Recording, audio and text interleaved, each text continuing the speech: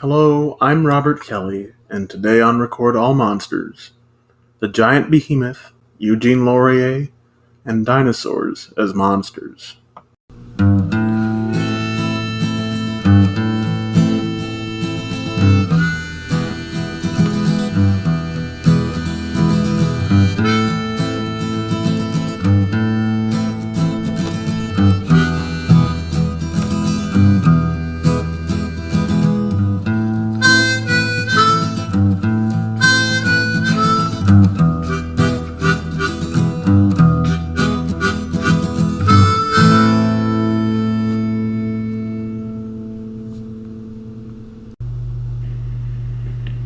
I feel, Admiral, what we're facing is a marine animal of tremendous size and strength.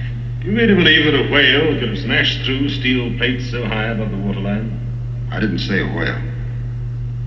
Behemoth? That's as good a name as any for now. Here's another movie, like Varan and the Giant Claw, that came along just a little too late. The Giant Behemoth came out in 1958, under the title Behemoth, the sea monster in England, and the next year in the US. 1958 was 5 years after The Beast from 20,000 Fathoms introduced the idea of a radioactive dinosaur attacking a major city. 4 years after Godzilla gave the monster an atomic death ray. 3 years after Godzilla raids again, pit two monsters against each other, and 2 years after Rodan showed us a giant monster in full color. So you can see how a black and white single monster rampage flick could look a little dated, even in such a short time, since the genre really got going in 1953, even if this monster did have its own atomic death ray. All that's not to say that The Giant Behemoth is a bad movie. The film barely seems to have any reputation at all, and what I had heard before watching it almost always dismissed it as just a cheap rehash of Beast from 20,000 Fathoms. And it is, but it rehashes it very well. It does this in part because this is the second radioactive dinosaur movie from Eugene Lourie, the director. And he's not our only serial offender here, as Willis O'Brien steps back into our narrative, providing stop-motion effects at a fraction of the cost of his protege and Beast from 20,000 Fathoms animator Ray Harryhausen. We've already talked about Obi, but I'll remind you not to touch those level gauges once again. He's coming back in another few episodes, and we'll see what he's been doing all this time when we get there. Let's get a little personal. When I was in high school, I bought a DVD set of Beast from 20,000 Fathoms and the Atomic Ant movie Them from a local bookstore, which I watched when no one else was home one day. I loved both movies, but as a longtime Godzilla fan, and fan of dinosaurs as well, Beast spoke to me much louder. So I looked it up on one of my favorite genre movie review sites, 1000 Misspent Hours and Counting. Following various links from there, I discovered that not only did Eugene Lourie direct Beast and Behemoth, but that he went on to direct a third giant monster movie, Gorgo. He only directed 4 movies, the 3 mentioned and The Colossus of New York in the year before Behemoth, and it fascinated me that 3/4 of his output was devoted to radioactive dinosaurs. It further fascinated me that Behemoth is the only one of these films for which he has an on-screen writing credit, co-writing the screenplay here. What makes someone return to the same idea twice? This struck me as different from Ishiro Honda directing 8 of the original Godzilla movies, since he was under a studio contract. And all 3 of Laurier's movies were independently produced. He only directed the 4 films, all between 1953 and 1961, less than a decade, before returning to primarily working in art and design for films, even receiving an Oscar nomination in '69 for the visual effects on Krakatoa, east of Java. I got no closer to finding out why Lourie returned to this well so many times, but my guess would be that the people making these movies sought him out as a director because of his success with Beast from 20,000 Fathoms. because the little bit of information and the one quote I could find indicated that he wasn't too happy to be involved with the genre, sadly reducing his terror beasts to quote-unquote comic strip monsters. I think his monster movies are pretty good as a body of work, and they've brought me a lot of joy over the years. The effects are pretty good in all of them, and you can see Lourie had a talent working with miniatures. Human stories are also fairly compelling in each film. The Giant Behemoth deserves special praise for its characters behaving realistically. The scientists are brought in by fishermen who disappear when they no longer are relevant to the story, and those scientists turn to scientists in different fields when their own expertise is inadequate. There are no buckaroo, bonsai-esque, multidisciplined weirdos, just a couple marine biologists, one of which deals with how radioactive waste affects sea life. That's another nice change of pace. We're not talking about nuclear bombs and warfare here, but nuclear waste. The movie is definitely derivative overall, but it keeps itself surprisingly fresh with little changes like this, and it really rewards you if you're paying attention. I just want to touch on one more thing, and that's this film's monster, an invented dinosaur called a Paleosaurus. Not to be confused with the very real Paleosaurus, a prosauropod from late Triassic England. As previously mentioned, this monster has a death ray, not unlike Godzilla's atomic breath, but at the same time, very different. It's represented on screen by a rippling pulse emanating from the creature's body. Our marine biologist protagonists posit that this is a result of the animal's radioactive mutation working in tandem with its natural bioelectricity, like an electric eel. And like a real-life electric eel, we eventually see it using it to navigate as it swims underwater. That's pretty cool. Dinosaurs make good monsters because we know so little about them, and can ascribe any number of fantastic abilities to them. I said in our King Kong episode that I don't personally consider The Lost World to be a giant monster movie, because its monsters are realistically portrayed dinosaurs. Well, for their time anyway, they're realistic. But dinosaurs strike us as monsters overall because we know so little about them. It's like the story about the three blind men and the elephant. The one who touches the trunk thinks an elephant is some kind of snake. The one who touches the leg thinks it's some kind of tree. The one who touches the tail decides it's a kind of rope. They begin to fight over who's right based on their limited information. This may not seem to be related to how dinosaurs are monsters, but bear with me. The men begin to fight to defend what they believe to be true, what they believe they know. Then here we are again, face to face with the unknown. That's what makes us think of something as a monster. We know the dinosaurs existed, but we don't know what color they were, how they moved, what they sounded like. And sure, we can make guesses, even really good guesses, founded on evidence that we have. But we're still only seeing part of the elephant. It's up to us how we accept that knowledge, or even if we do. Do we accept how little we know with wonder and curiosity, or with fear and anger? When we choose the latter, do we create monsters where there are none? Or maybe even become monsters ourselves? Who can say? Certainly not me. Hello, I'm Robert Kelly, host of Record All Monsters, and this is an ad for Anchor. That's right, an ad for Anchor. If you haven't heard about Anchor, it's the easiest way to make a podcast. I was super intimidated to start this podcast until I heard about Anchor, and there are a number of things that made me feel more at ease to begin. First of all, it's free. They have creation tools that allow you to record and edit your podcast right from your phone or computer. They distribute your podcast for you so it can be heard on multiple platforms, including whatever one you're listening to. And you can make money from your podcast easily with no minimum listenership. All you do is enter your information, Anchor takes care of the rest.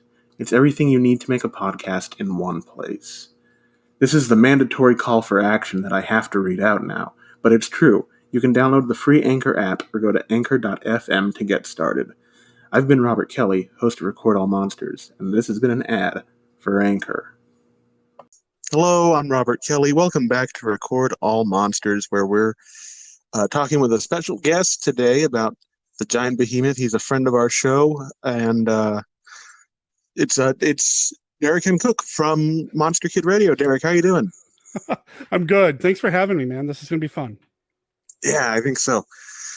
So, Derek, we usually with first-time guests, we'd like to talk a little bit about how you got into giant monster movies. You want to elaborate on that a bit?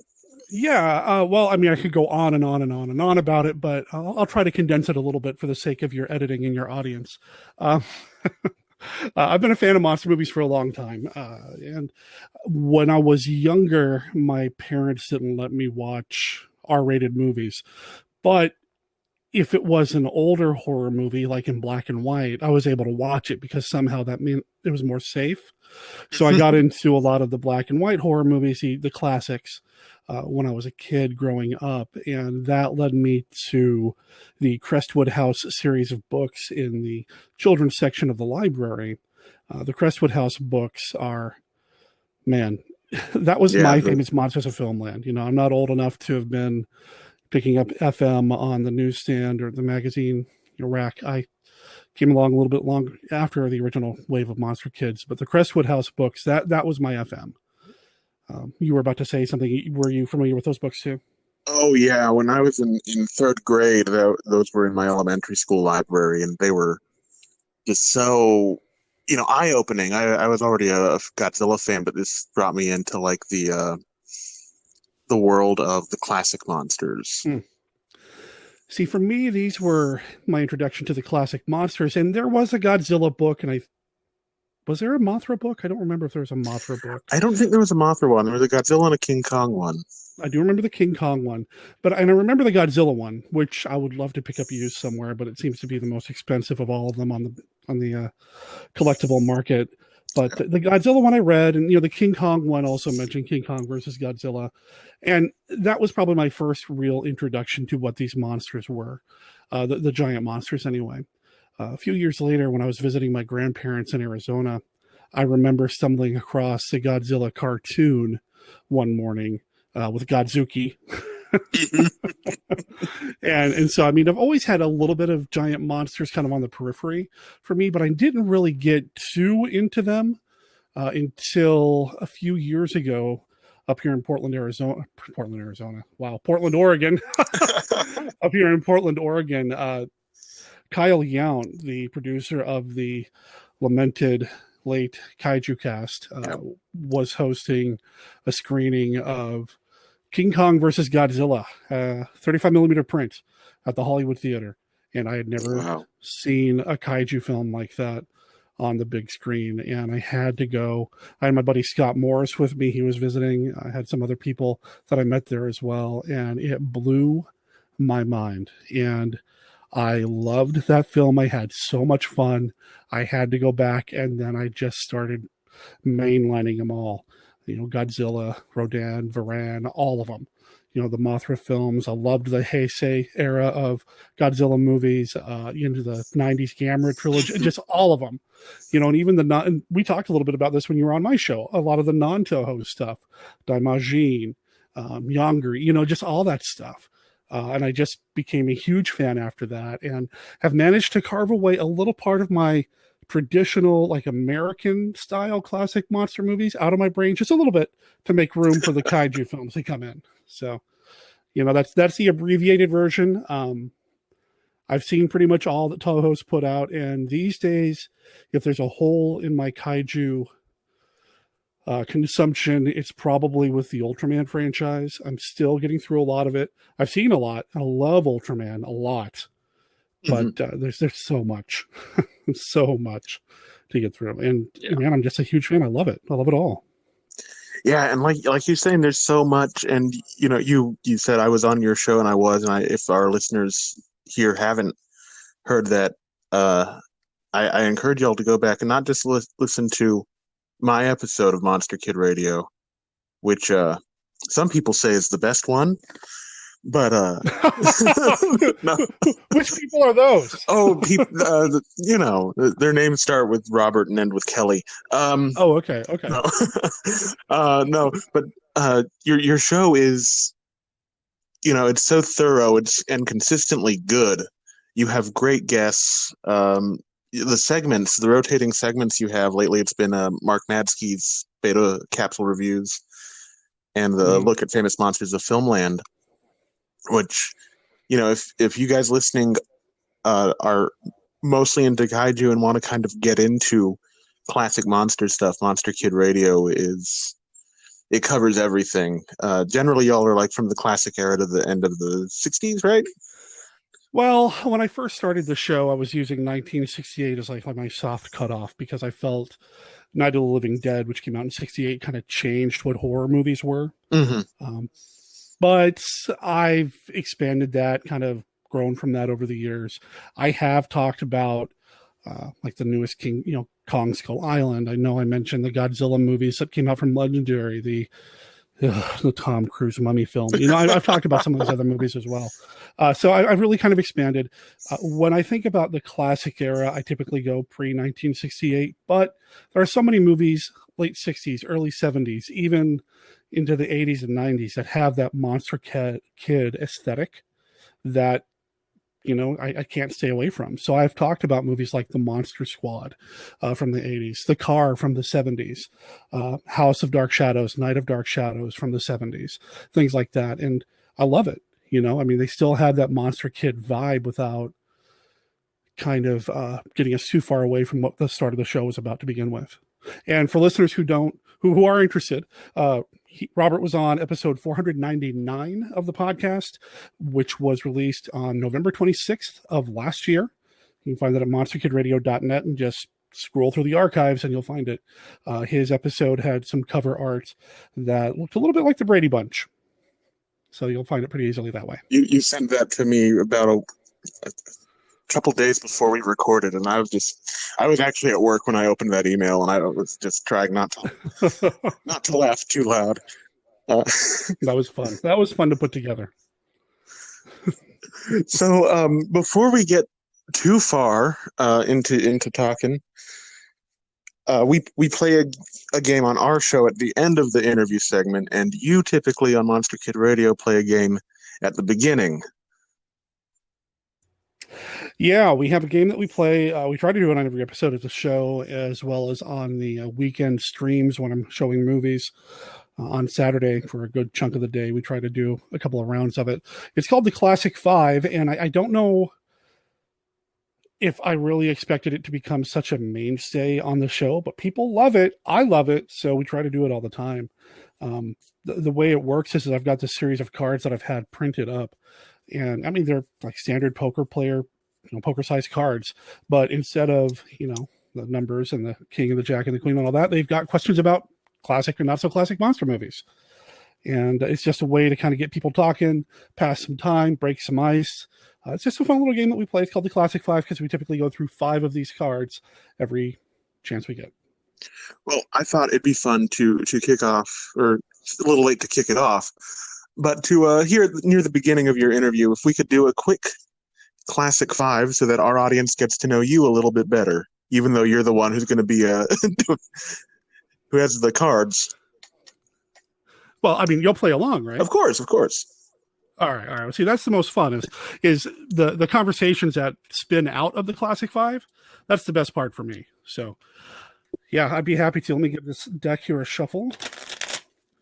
And I know I always say it, there are more decks coming. I will be putting some expansions available online here soon. We do have a core deck, a Kaiju film expansion, a Universal film expansion, and a Hammer Films expansion. So there are some specific categories that we can play with. Did you want me to pull from the core deck, the Kaiju deck? How do you want to do this? Kaiju deck, just so we can be thematically consistent. Sounds good to me. All right, here we go. Straight from the Kaiju deck, right on the top. What Kaiju do you wish had more movie appearances?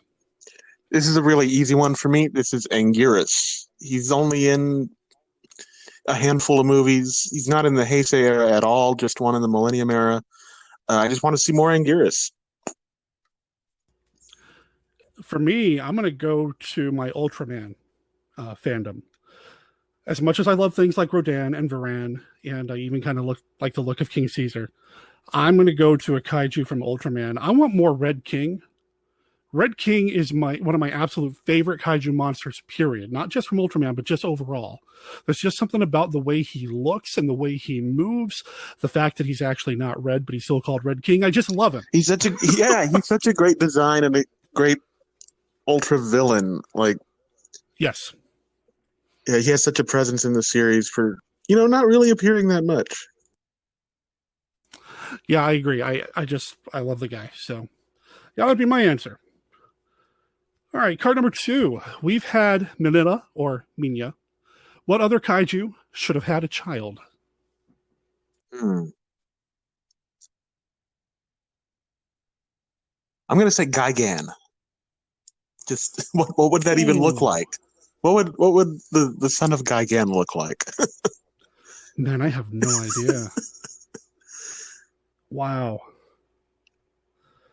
But that would be cool. Man, I thought I had an answer, but you said that now, and now I kind of want to go. No, I'm going to stick with my original answer.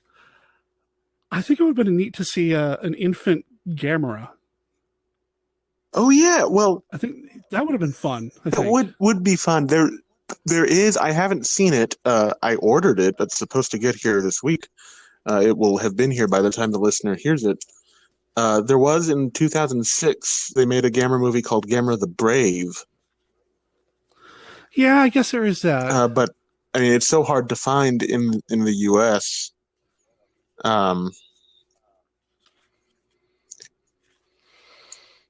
Yeah, I guess there is that. But I'm still going to stick with it. I think it's a great answer. I think it's a great answer. All right. Question number 3. What's your favorite flying kaiju? Okay, we talked about this one when I was on your show, I think. Oh, did we? I think did so. We? Okay. And I think, this is an answer that can change daily. I think I said Gamera on your show, but right now I'm leaning toward Mothra. I just love me some Mothra. Wow. Interesting. Just I love the benevolent goddess aspect of it. It's and that's the fun part about the Classic 5 is that even if you've played every single card, because we love so many of these monsters for so many different reasons, your answer could change from day to day, like what just happened with you. And typically for me, when I say favorite flying kaiju, I go to Varan because I love Varan. I love the look of Varan. I wish Varan had more screen time. I want more flying Varan, but I've been in a Rodan kick lately. So that's where I'm going to go for my favorite flying kaiju as of right now, June 24th, 3:19 p.m. All right, let's get a couple more of these. All right. If you could have a kaiju as a pet, which one would it be? I was going to say Baragon, but he's got a lot of sharp ends. So, let me see. Baragon's got a lot of sharp ends. Most of them have a lot of sharp ends. You know what? I think Minya would make a great pet. Really? Okay. All right. Of course, then he grows up to be Godzilla, and then you gotta, take him down to the Kaiju Pound or whatever. Wow. Wow.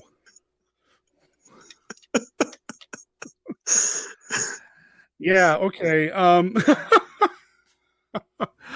You know what? I'm going to go back to my Ultraman right now because I've been on such an Ultraman kick. Oh, Pigmon, that is...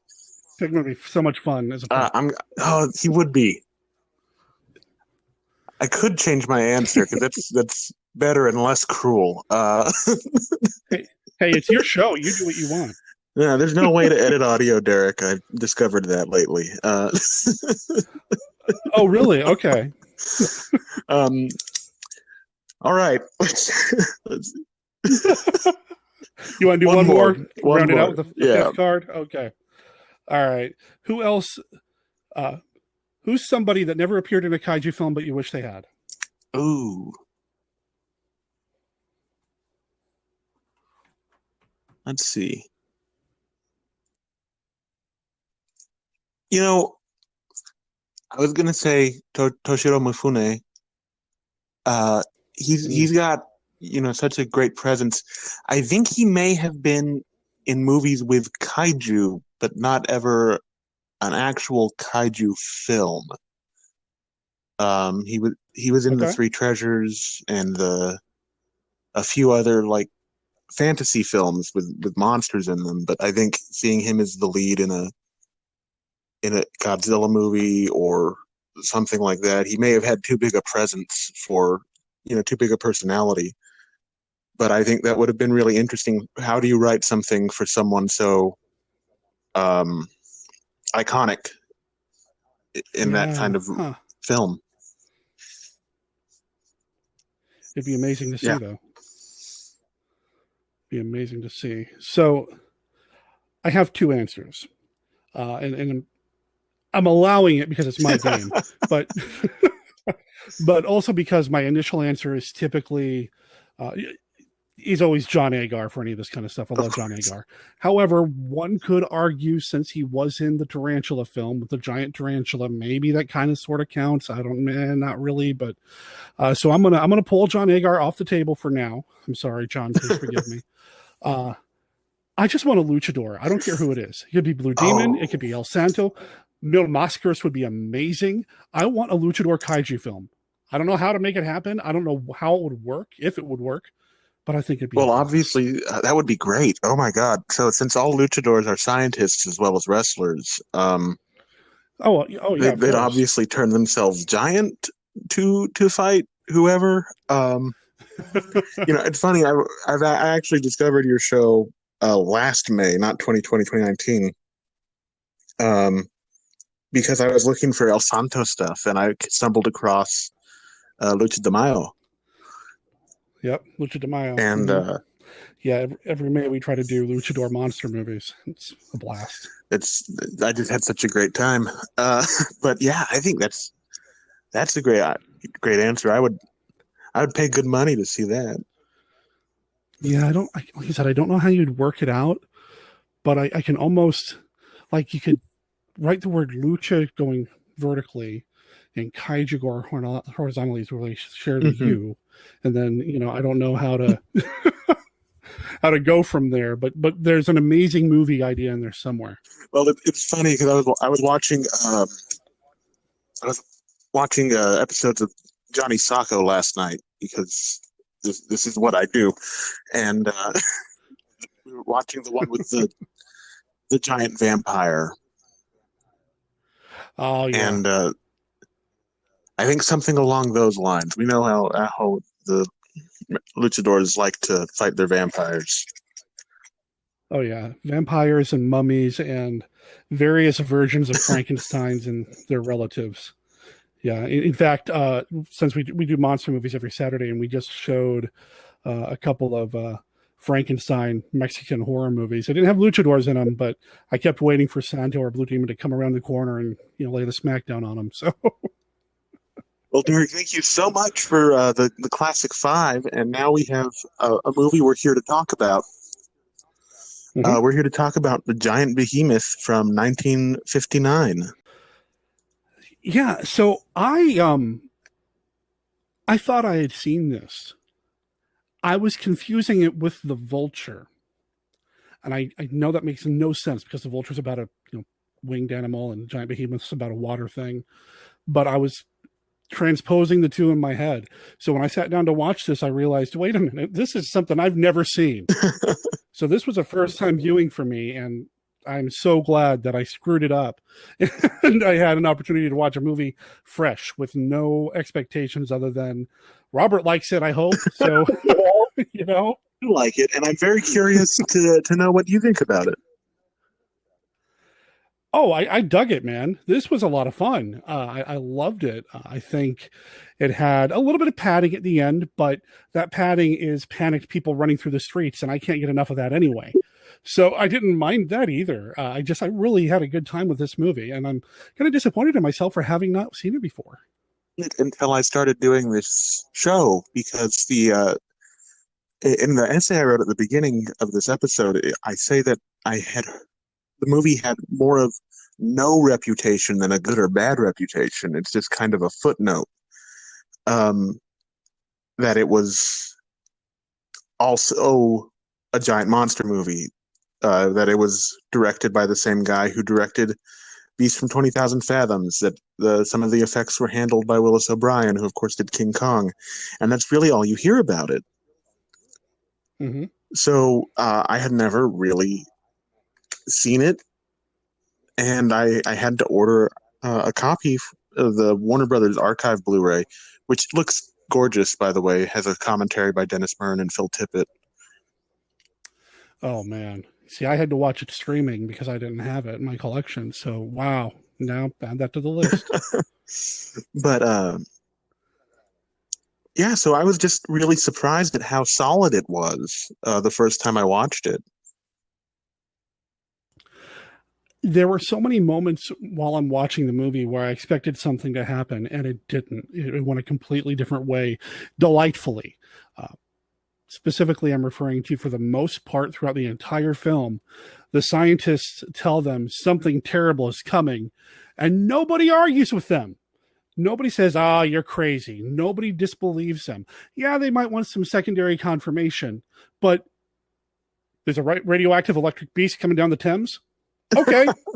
And I love that because, you get to a point in monster movie dumb over the years where the scientists don't get believed. There's a big sense of disbelief in the authority figures, right? And I appreciated that this one didn't go that route, and they could have in a couple of different ways.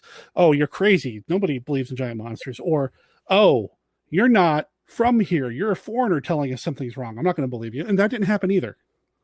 And I appreciated that so much.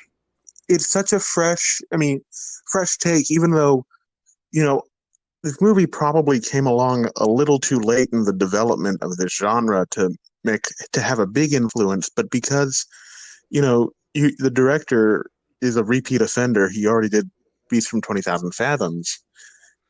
He's trying to avoid repeating himself, I feel like. Eugene Lourie, he was a very smart man. He won an Oscar for, art direction on some movie I can't remember the name of. He wouldn't want to repeat himself, and he was very aware of the problems some people had with the Beast from 20,000 Fathoms, specifically his daughter, who told him he'd done a very bad thing in showing the monster die that way at the end. And I feel like he was very open to learning lessons, because eventually he comes out on the end of this having made Gorgo. Gorgo's phenomenal. It is. Yeah. So while I'm watching the movie and his name turns up on screen, I got really excited because, again, I thought this was something else totally different. So yeah, Eugene Laurie's name pops up. I'm like, oh, that's the Gorgo guy. Yeah.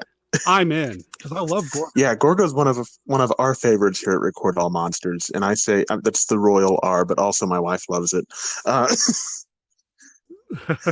But he, so I also checked out Colossus of New York, which is he only directed 4 films, and they're all solid A+ in my book.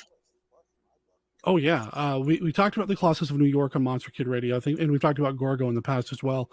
And yeah, they're great films. I don't think there's really much wrong, even with the Beast of 20,000 Fathoms. I don't have a problem with. I understand, the daughter saying whatever it is she said, but I like that movie a lot too. But then it's Harryhausen, so right. How can you not? So yeah, I just think he's batting 1,000. If that, I'm not good at sports. I don't know if that actually means what I think it means. I don't. Sports ball, I don't get. I don't know. Yeah, the only sports that I understand is professional wrestling. So that's all I got. But so yeah, it was just the first time I saw this, just blew me away. And it was amazing. Yeah, there were a few notes. I listened to it. I watched it with the commentary today to prepare for this. Oh, so jealous, man! I can't wait to hear. It's fun. They razz the movie quite a bit because they get bored. They're there to talk about, of course, the stop motion, which the movie is so deliberately paced that there's not as much, I think, as they would have liked. So sometimes they're like, there's a lot of talking in this movie. And I think it's Phil Tippett says, at least it's not kissing. Okay. All right. Going with our inner 8-year-olds here. But one thing that they talked about, Dennis Murin owns the original puppet. Someone called him and was like, hey, we have this trunk full of stop motion stuff. Do you want it? And there was a bunch of Willis O'Brien's personal effects and old puppets, like the Behemoth and I think the Black Scorpion were in there. Wow, what a treasure trove to stumble across. Black Scorpion is one of my favorite monster movies of all time, too. So, wow. Yeah, so it's neat to hear all of this. And I try not to do this on the show, but I really recommend picking up that Warner Archive Blu-ray. I'll add it to the list. Wow. Yeah, man.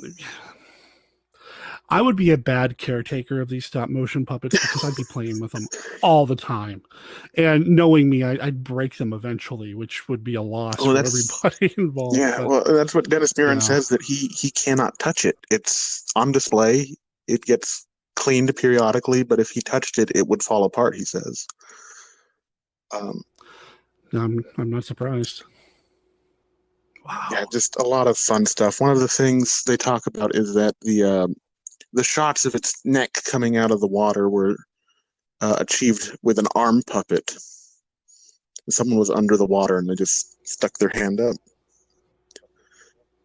Okay. And that makes sense. Yeah, they were talking about that, the attention to detail that they couldn't get with that technique as opposed to specifically Harryhausen with the Beast from 20,000 Fathoms. Mm-hmm. But I still think it works. It works for the movie of this vintage. And again, I think really the only problem this movie has is that it came out a little too late for what was going on with the genre at the time. I think you're right. When did it come out? 1959. So yeah, for a Western part of the world, not you know what I mean. For a non-Japanese giant monster movie to come out at that point, a little bit of a stretch, I suppose. I mean, it's got some solid acting in it, and some great performances. Andre Morel is in there, and he's my guy from Hammer films, and he's just fantastic in this as well. But again, yeah, you're kind of fighting. Is this something the audience really wants at this point? Right. Well, I don't know. It's just even with the scenes, there's so much innovation that I just think if it had come out even a year earlier, if it had come out in late 1957 or 1958, it could have done a lot for monster movies in America and in England, but it's just a little too late.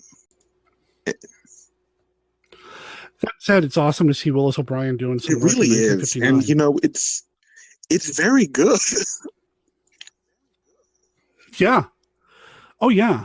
When you finally see the Behemoth out and about doing stuff, I guess you even get some stop motion of the Behemoth underwater. The scene, glorious, absolutely gorgeous.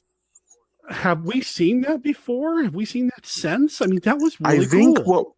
what we have there, there's a brief scene at the end of Godzilla from 1954, but he's just walking along the bottom. This thing is, like in a crocodile stance, swimming and using its electricity to navigate like an electric eel does, which explains its death ray that it uses on land. And it's just, they really thought that through, and it looks great. Yeah, when I saw that, I was blown away.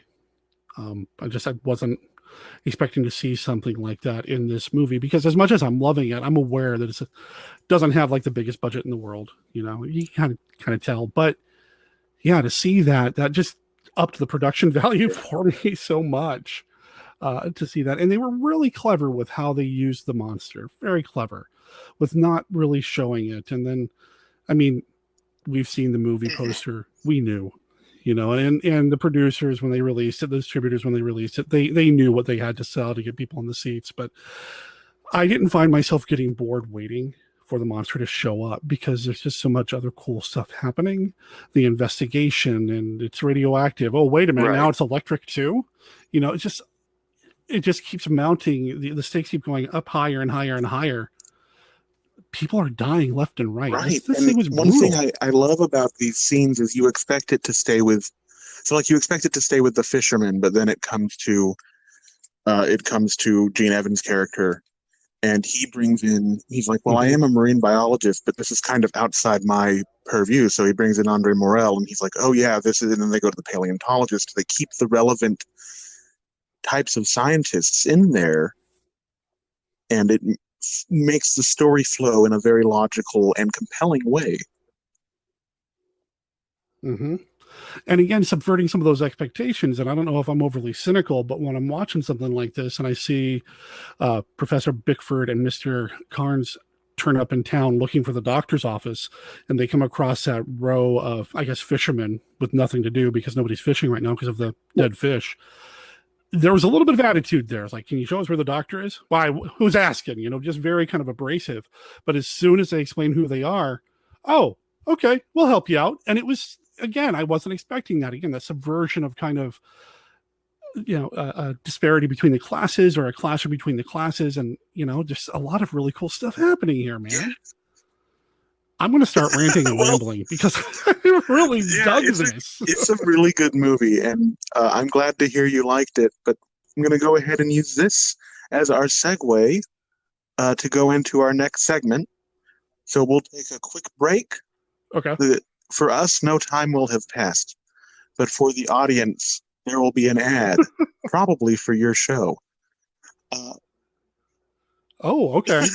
I won't argue. Any other ad you want to send me, I'll play them here.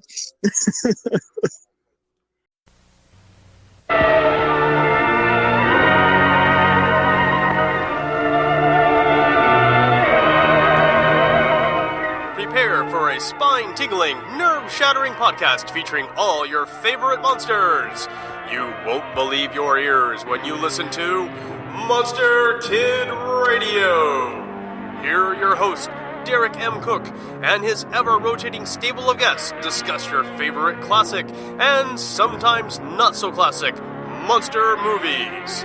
Subscribe to Monster Kid Radio through iTunes or Stitcher, or visit monsterkidradio.net before the next weekly episode of Monster Kid Radio.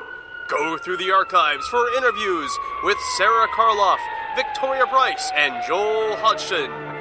Listen to discussions about movies like Creature from the Black Lagoon, Island of Terror, and King Kong.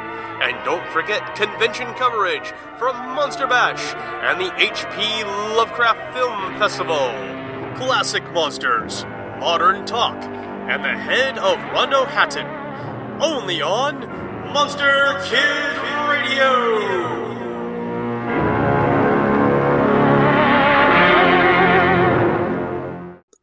Hello, welcome back to Record All Monsters. We're still here with friend of the show and first-time guest, Derek M. Cook of Monster Kid Radio. Derek, are you ready for our game today? I hope so. When you were on my show, you brought the game along, and I lost so badly. I don't think I got a question right. So I'm a little nervous here, but, The good news is there are more questions than last time. Today's monster was a radioactive dinosaur that hews a little closer to known paleontology than most of the ones we've seen so far. But the Paleosaurus is a really boring name. There are real dinosaurs with much funnier or more interesting names. Some so strange that you'd swear I was making them up. So I made some up. Your job is to tell me which names I invented and which ones were made up by real paleontologists, because all dinosaur names are made up. There will be no paleo prizes or paleo penalties. All right. Okay. First one. Is Gasosaurus the name of a real dinosaur? Yes. Gasosaurus. Oh boy. I'm going to say no to that. All right, Derek. Well, Gasosaurus is a real dinosaur. Of course it is. Gasosaurus constructus was a carnivorous Chinese theropod from the mid-Jurassic, whose only fossil evidence was discovered on the construction site of a gas facility in 1985. Fine. Okay. All right, next question. City Patty. Is that a real dinosaur name or one I made up? City Patty.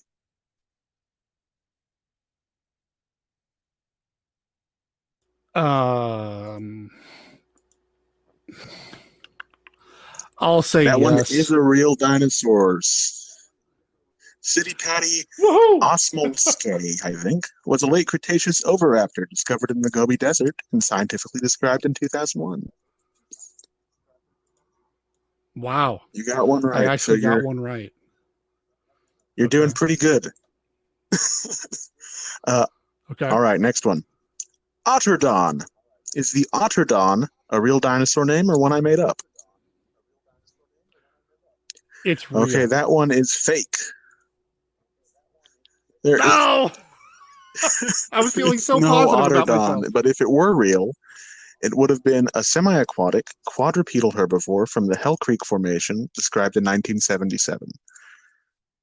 I just like to make up this alternate universe where my lies are true. Uh-huh. I heard somebody laugh in the background there. Courtney's here. She takes care of a lot of my technical stuff. That's awesome. And she has the same score as you do right now. Oh, okay. All right. Anamantarx. Is that a real dinosaur name or one I made up? Anamantarx. See, oh man, if you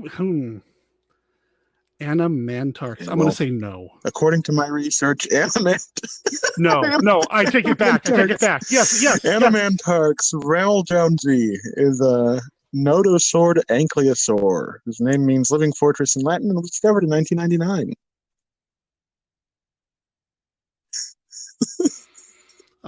And Courtney's score is still the same as yours.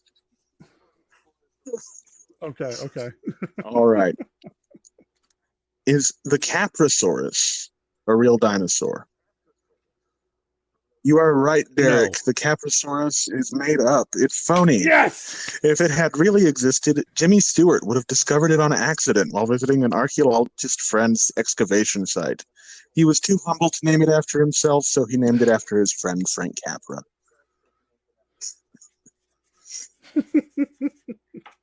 That was the giveaway for me. It was the Capra. Because I knew Frank Capra. I know who Frank Capra is. Like, I know that's got to be no. Okay, so all right, cool. I got two questions, so you can win this if you get these next two right. Okay. And you've already beat Courtney. She got that one wrong. All right. Is the Servoceratops a real dinosaur or one I made up?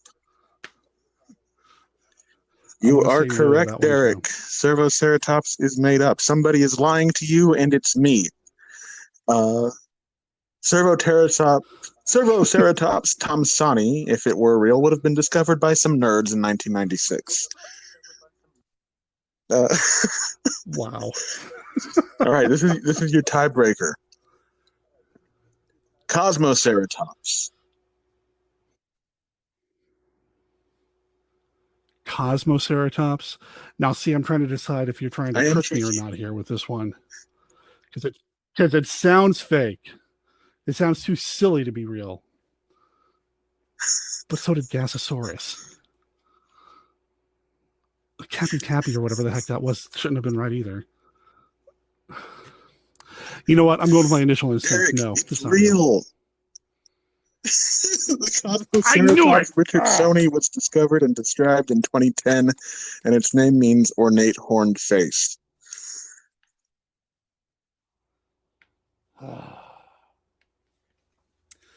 All right. Fine. I was talking to one of our guests recently that I designed these to be difficult, and if anyone gets even a couple right, I count that as a win for them. It's fun. I mean, I know I say with the Classic 5, with the game that we do, there are no wrong answers. And while there clearly are wrong answers to your game, it's still a blast. And I think that's really the most fun part of it. When I had you come on my show, I fully expected you to bring a round of questions similar to what you had in your first episode. But you totally switched it up on me, and now you're switching it up on me again, which you tend to do on every episode. I just like to keep people on their toes. Keeps it fun. It's how I indulge my inner Carney. Only one person has gotten all of their questions right. What's his name? No, I haven't. I have quite an ego, but I have not yet stooped to having myself on as a guest. No, it was John LeMay. His book had literally been the source for my questions. So, yeah, that would do it. That would do it. He's a good guy, and yeah, he knows his stuff. Derek, thank you so much. We're so happy to have you on here. I see why you do the questions last, because if somebody loses, they don't just rage quit your show. That way I have an ending. Yeah, there you go. No, this was fun, man. I've been trying to do more guest spots on various podcasts. Sometimes I get so kind of busy with my own stuff that I forget that it can be fun to just be a guest. So thank you for having me on and giving me the opportunity to gush about a movie that's a brand new watch for me. The Giant Behemoth. Huge thumbs up from me and Monster Kid Radio approves. Well, we're just so thrilled you were able to come on. Great to talk to you again, and we hope to have you back. If your listeners are okay, they don't have a choice. I roll. Oh, okay. All right. Cool. That's what I kind of feel too, but I don't actually. Say I that roll on the my podcast, show with an iron fist. Okay. Thanks for talking to us again, Derek.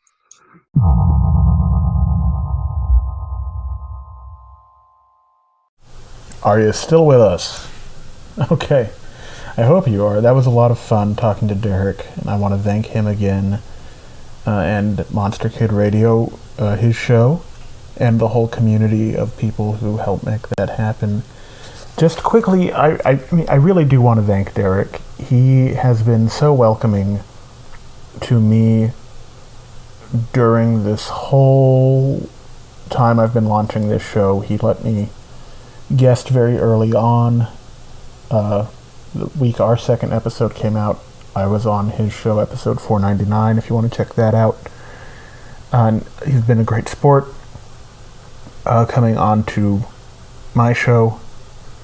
This just now what you just heard. I really appreciate it. And Derek, if you're listening, thank you so much for welcoming me into this kind of virtual community.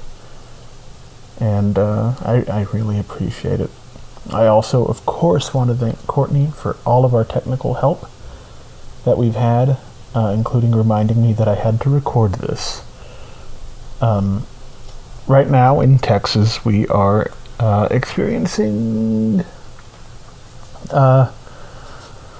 unusually cool winter weather. And by unusually cool, I mean it was 8 degrees Fahrenheit last night. We're not used to that, and there are power outages throughout the state. Water's out throughout the state. By the grace of God, Courtney and I have been okay in that regard, and we hope to continue with that, but there are people we know who have been affected by rotating power outages and water, and we're starting to save some water just in case we do end up losing it. So keep us in your thoughts. This whole state, we don't have the infrastructure for this, not to get political. It's just, we were not prepared, and that is very frustrating. But on another note, I got some plugs. And the plugs are for Kongzillathon, which I'm still participating in this week. Again, should be this day. I know last week they were a day late, but it should be on today that they put out the episode on the 1998 Godzilla American version starring Matthew Broderick. And my thoughts are in there. I try to be pretty positive, so I mostly focus on how much fun it was. That just there was kind of a sense of community about Godzilla when I was a kid and that movie was coming out. People were excited. And I wasn't so lonely in my love of Godzilla for a summer. And then the other thing I wanted to bring up real quick is the Rondo ballot is apparently set. If you haven't nominated us, it's too late. I don't know what the ballot is. It's supposed to come out this weekend. Hopefully we'll still have power to be able to find out what if we made it onto the list of nominees. Just want to thank those of you who did nominate us, whether we get the nomination or not. I really appreciate that help. We are a young podcast. We're growing, and we're going to keep trying this.